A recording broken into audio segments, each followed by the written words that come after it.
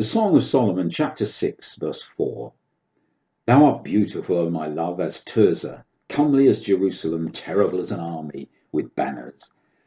Now, before we go on, just think, this is Almighty God speaking about his people. It's truly awesome. Now, it's obvious that we find him spectacularly beautiful. But does he find us that way? Yes, this text says it. The word Tirzah, he likens us to Tirzah. Tirzah derives from ratsar, a root word meaning wanted or desired. And ratson is also will, the willpower.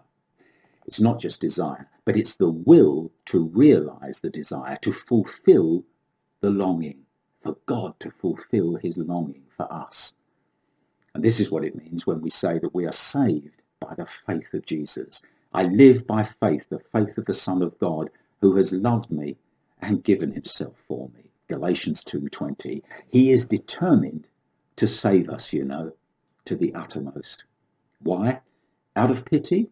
Maybe a little bit out of pity, but no, out of love, sheer love. He finds us desirable. He wants us.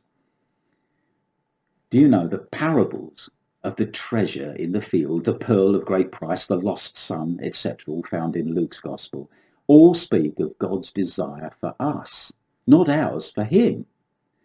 The man who found the treasure was Jesus, who bought the field, the world, in order to gain the treasure. I used to think that the treasure was Jesus, but that would mean that we could purchase him in some way. What a horrible mistake that would be. And the prodigal son should really be called the loving Father. The climax of the story is the broken-hearted joy of a father who has missed his son and kept a light burning in his window ever since the boy left. The treasure was Tirzah. The prodigal son was Tirzah. You are Tirzah. You are desired, you are longed for, and God has a will to save you. And by the way, Israel and the church are as awesome and formidable as an army with banners, as this verse says. How far the world has come. It will be impossible for today's mind to appreciate the idea that an army could be so beautiful or awesome that God would compare his people to such a thing.